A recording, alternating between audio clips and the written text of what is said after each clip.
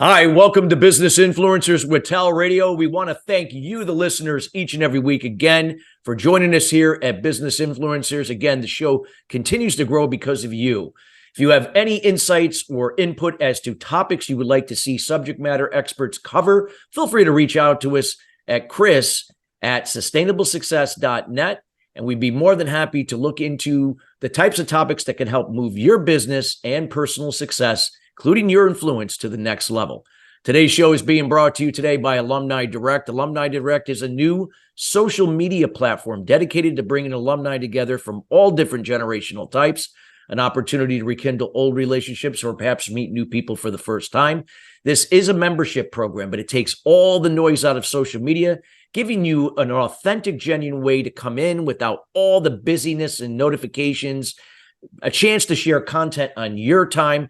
Also features a new athlete corner where athletes that are going from professional athletes going from their sport into everyday life, into new careers. They've created a new opportunity there as well for athletes, for you also to get together, correspond, and see how you could help each other through that transition. If you'd like more information about Alumni Direct, check them out at alumnidirect.com.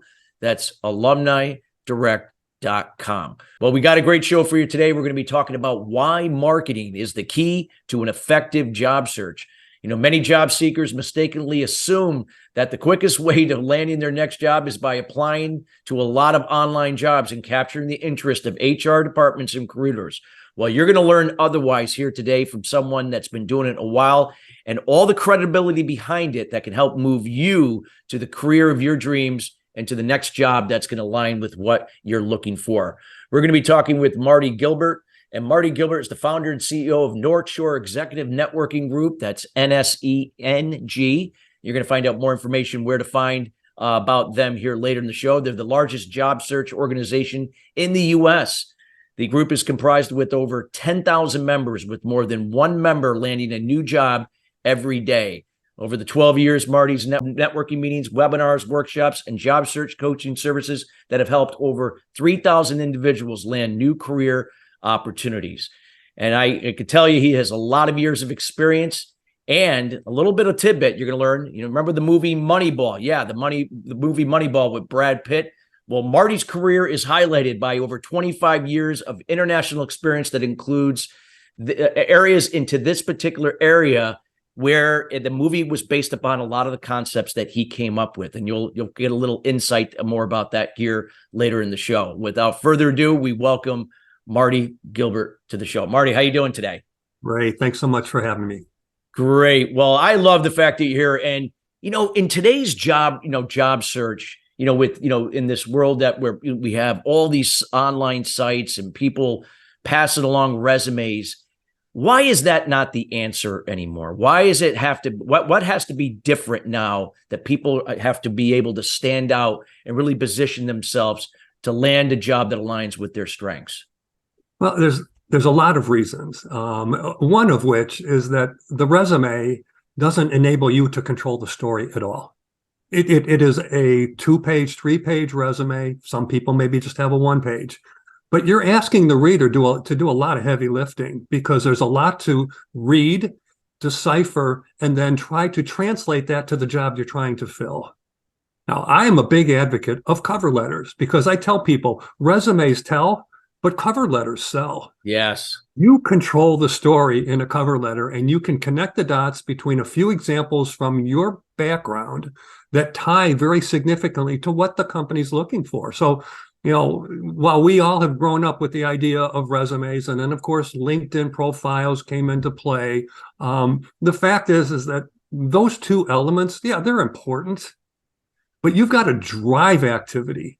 And you drive activity through a marketing initiative and not by just constantly applying to online ads and hoping for the best. Because I tell people, you can get rejected by the applicant tracking system, which is nothing more than a piece of software. And I can get you interviews by going around that piece of software when you get to the right audience.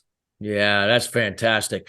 So what would be some of the things, we know what you do in your group, Marty, you got one of the largest groups I've ever seen in this particular area. It's outstanding. And when we had our initial conversation a few weeks ago, can you talk about what would be some of the things that listeners that are now tuning in right now that will be listening later, when they're perhaps looking for their next job opportunity? What are some things that they can do? You talked about a cover letter being even more important than the resume itself. What can be some other things that they can do to be more compelling and stand out and show recruiters and hiring authorities why they are better aligned for that opportunity? One of the most important things, and an oftentimes overlooked activity, is branding, personal branding. Okay. And I tell people that when you're in a job search, and in fact, if I just step back for a second, when we launch new products into the marketplace, what do? Well, we do a lot of homework beforehand. We identify what is the value of this product, what's the audience we're trying to address, what's the need that we're catering to, and who is it? What segments of the market do we want to get the word out to? Because that messaging is so important. And then what is the campaign behind it? Well, the job search is very similar to a new product launch. And the only difference is that now you, the job seeker, are that new product. Yeah. You've got to create that interest, that activity, that engagement. Because people buy products based sometimes on emotion, a lot of times on value, sometimes on advertising and promotion. And the same is true for job seekers. People are going to buy you because of what messaging they're getting from you. And are they getting the value that they want from you? So I tell people the written word is so critical to the job search. And I tell people 90% of the job search is marketing, and 90% of that marketing is messaging. Your ability to write well online and offline.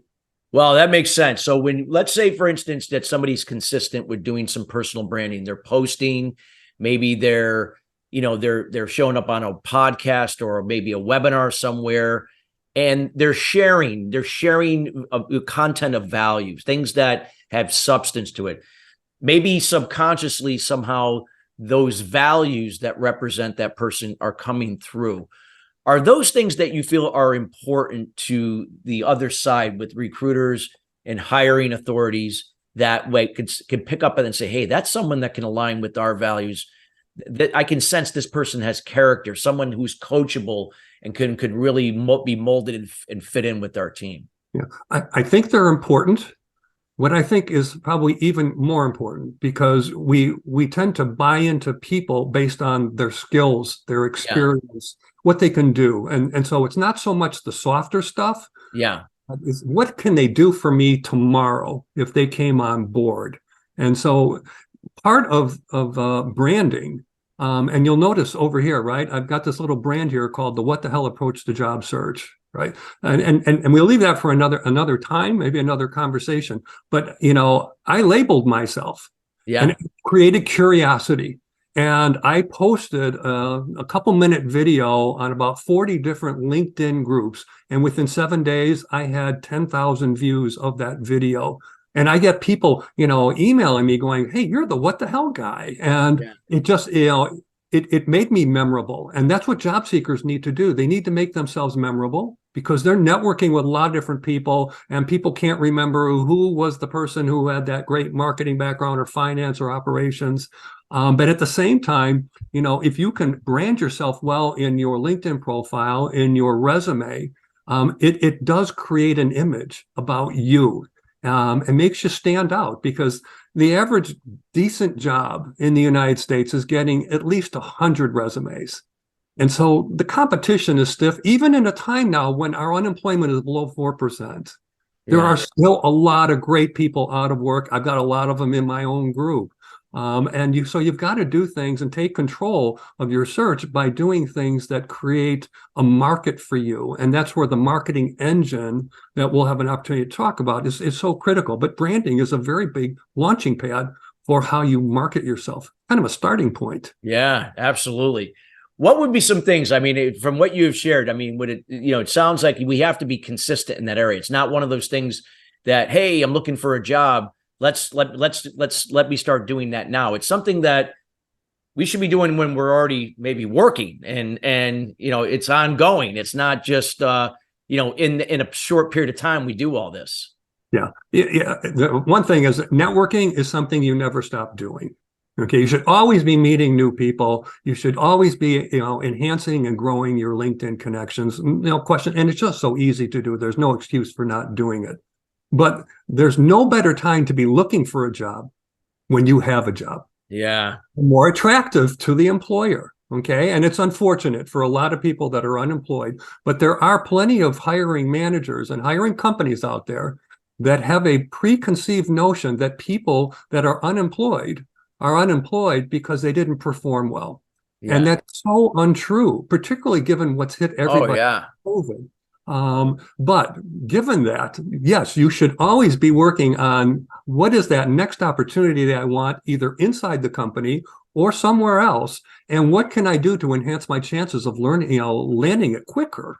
And branding's a part of that. Your value proposition, part of that. But many other things that we can certainly get into. Yeah, please do. Let's look into some of that. If you would like to cover anything here that could really shed some insight, because we're all about sharing new ideas and creative ideas, disruptive ideas that can really help move somebody personally or a business forward. Okay, so let's start. I mean, the branding, and in the case of a job seeker, it's that section that sits at the top of your resume. You've got your contact information, but immediately under that should be your branding statement. Okay, and it could be, hey, I'm marketing leader who's carried a sales bag. Well, that's a great branding statement because very few marketing people ever go over to the dark side, the sales side of things. You'll get salespeople coming over to become marketers, but it doesn't happen in the other direction very often. Yeah. But if you're a marketing person who is actually sold, then your ability to market more effectively gives you incremental value because you've lived in the shoes of the audience you're trying to support.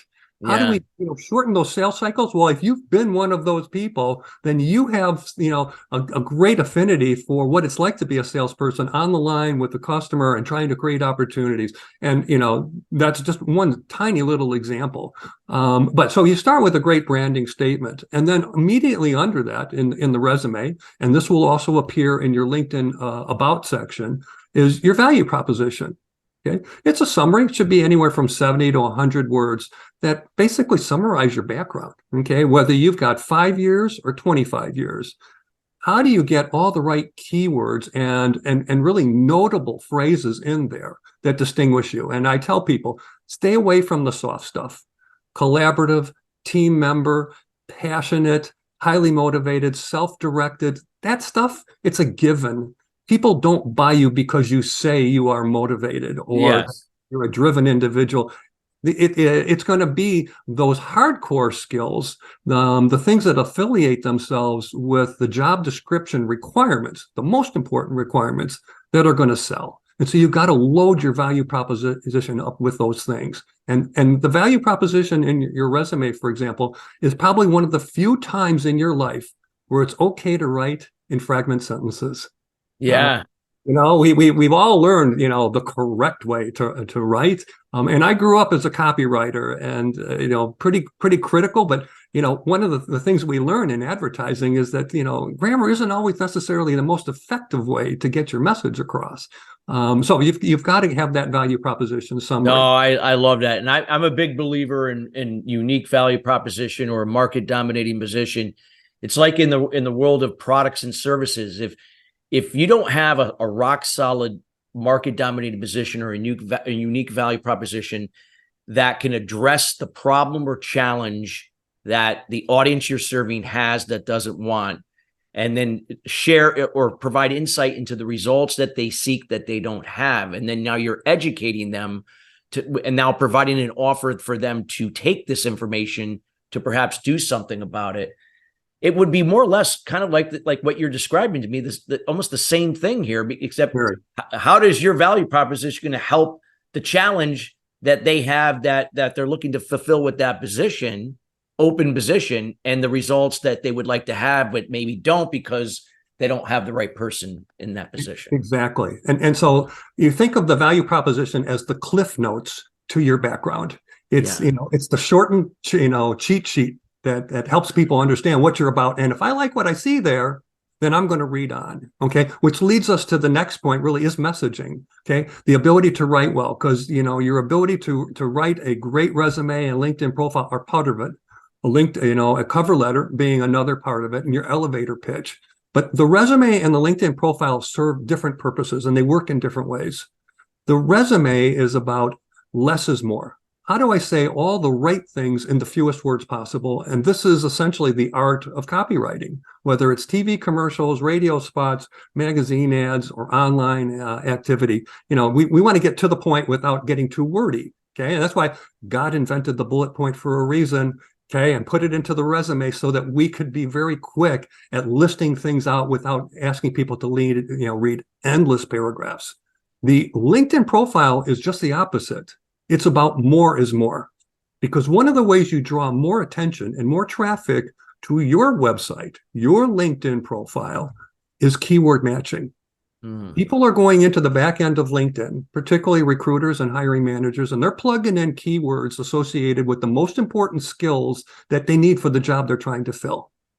And everybody that they when they put it out there, everybody gets a score, okay, who's applied to that job. And you will never score high enough to get that initial phone screen, which is typically the first stage in the interview process, if your score isn't high enough. And the way to get in line with the system is to have more and more of the right keywords appearing throughout your LinkedIn profile. And it's not difficult to do. But that's why I say the messaging plays such an important part here in being found and getting to the point. Yeah, it's so true with the messaging, and then how it's now communicated through LinkedIn and through perhaps other platforms where maybe those potential employers or people, hiring authorities, are going to be, and it's going to resonate with them. Oh, I love that. That makes total sense. Yeah. So, I mean, this is a process. This is a strategy. And, the people are now, maybe some people for the first time are getting some new insight and awareness in this area. It's more than just a resume and just posting on Indeed or something like that. What would be what would you recommend, based upon some of the things you've shared here so far, what would be some of the other steps that they could do? I mean, would it be, getting involved perhaps in your organization and what you're doing, that they can get some more insight and now see this as a once in a while type of thing when they're in between jobs, but something that's ongoing, because you might be working somewhere for 4 or 5 years, but then that's setting you up for the next great opportunity. But if you're not prepared and not keeping up to speed on this process, you may miss out on that opportunity.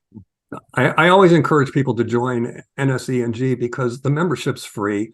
You get access to 2 of my recordings, and you're going to be able to, interact with over 10,000 people in the group. But more to the point, is on what you've just raised, is really developing a target company list.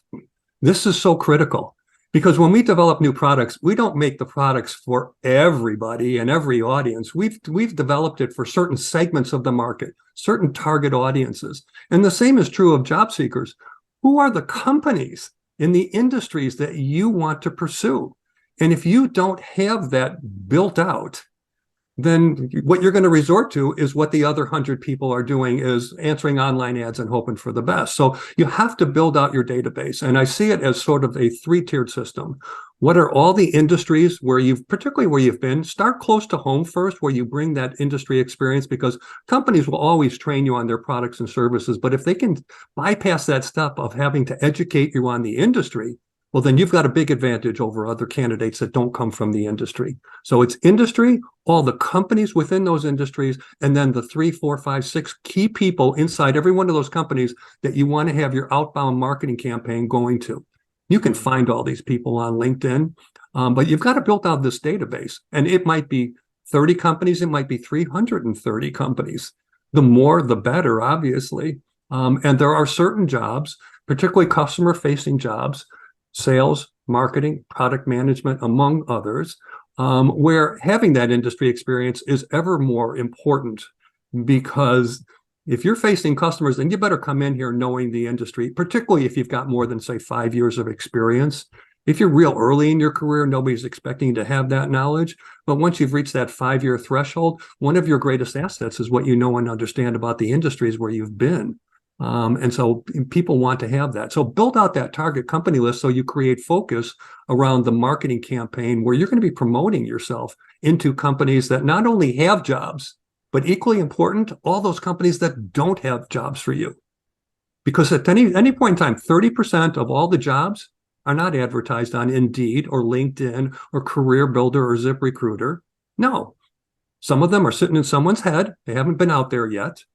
Some of them, companies have made conscious decisions, we're going to use our own employees to help recruit people for us, because who knows what it's like to work in this company better than the people that are currently working there.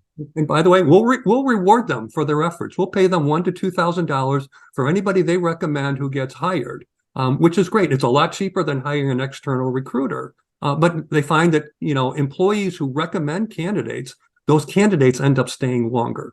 Statistics show, bear that out.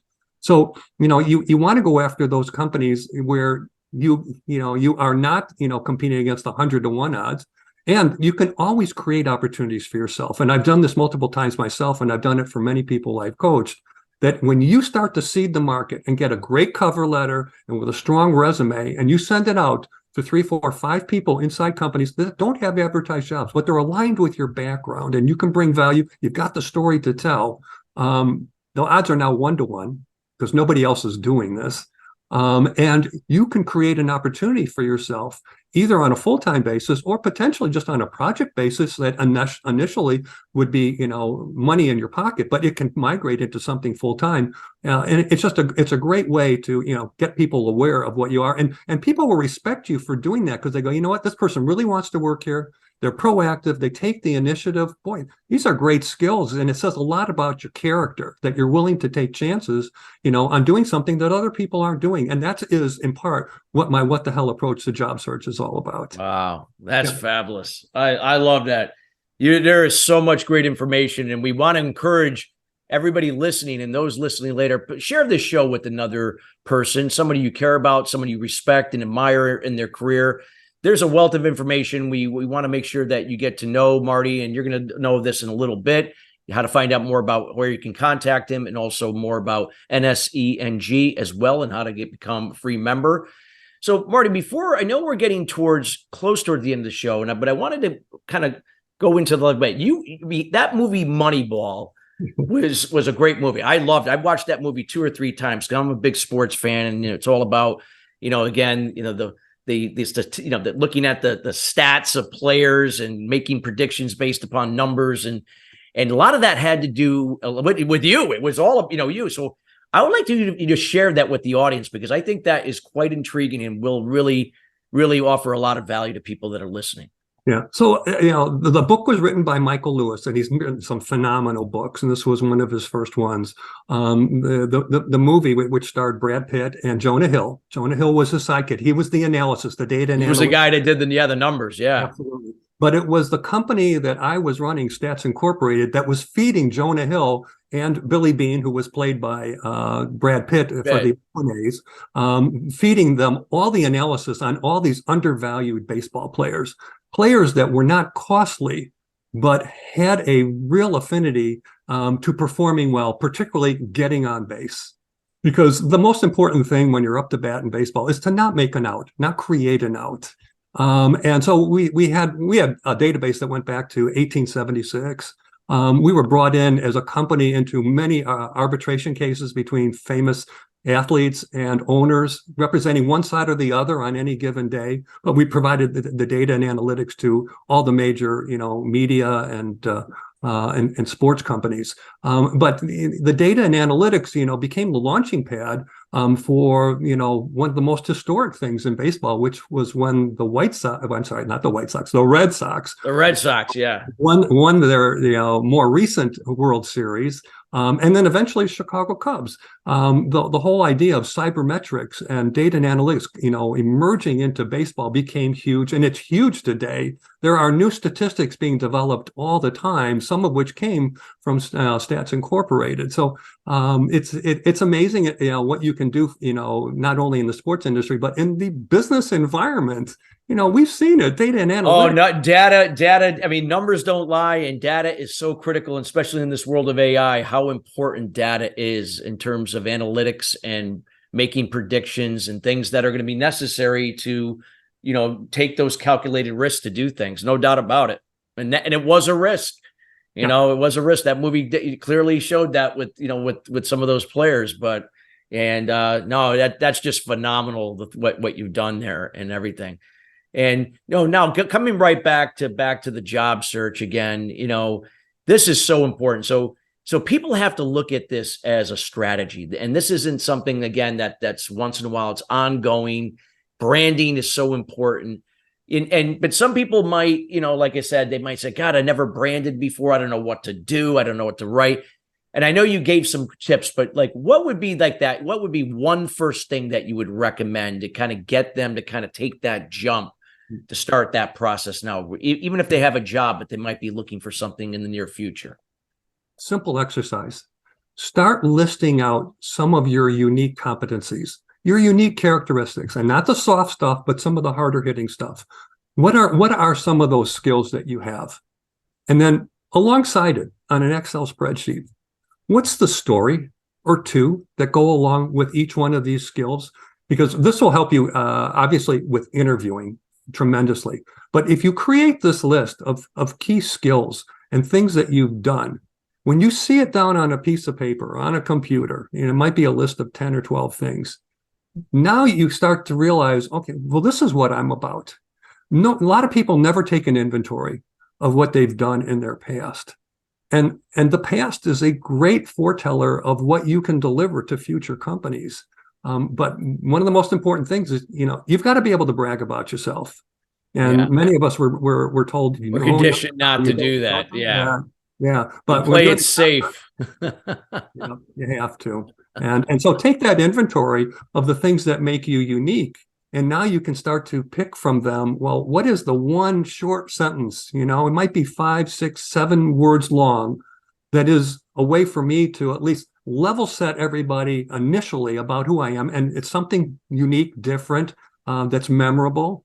And then off of that comes this value proposition that then builds from it, that allows you to tell, a lot more, but they have that common, theme in the form of a personal branding statement. Well, this has been fabulous. I know you got so much more information to share, and we will definitely have you back on another future show to elaborate further or even expand into another area. We would love, first of all, I want to thank you for taking the time out of your day to be here with us today. How can people get to know you better, you personally? How can they reach out to you? And then more information on how they can learn more about NSENG and all the great things you're doing there. Well, the first thing they should do is, take a look at our website. It's nsenginc.com. They can feel free to email me at mgilbert@nsenginc.com. On the website, by the way, you'll always see the upcoming events. I've got 17 webinar recordings, all on job search topics, and those are all 90 minutes long. I've got 3 3-hour recordings on the workshops that I do, and these are all online activities. Very instructional. And of course, anybody who feels they could use some additional assistance, the biggest part of what I do is my coaching. And so I work with people one-on-one. I also have coaching packages that they can purchase right online. But the membership is great because it's full of some pretty fantastic people. Just for those of, that might be familiar with the Chicago area, I've got about 1,500 members that are graduates either of the University of Chicago Booth School of Management or the Northwestern Kellogg School, and then a whole bunch that have, come out of Ivy League schools. And so it's good to be, interacting with and networking with folks that have great backgrounds, because these are entrees into, maybe some folks that, you haven't been able to reach out to in the past. And take a look at my LinkedIn profile. And you'll see that I post a lot up on LinkedIn. I've got over 29,000 LinkedIn connections. And so when you connect with me, I give you access to about 29 million people. Yeah. And just, go into, in my profile, you'll see a lot of the things that I post. And of course, you can always put my hashtag into LinkedIn. It's hashtag Marty Gilbert, and you'll see a collection of a lot of things that I've recently posted.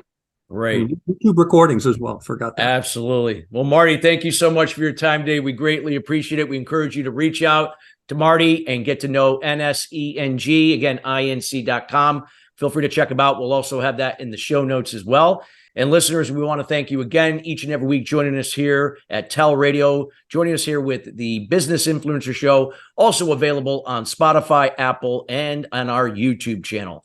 Till next week, everybody, have a great rest of your week. We'll see you then next week with another guest sharing their words of wisdom to take you and your personal influence and business success to the next level. Have a great day.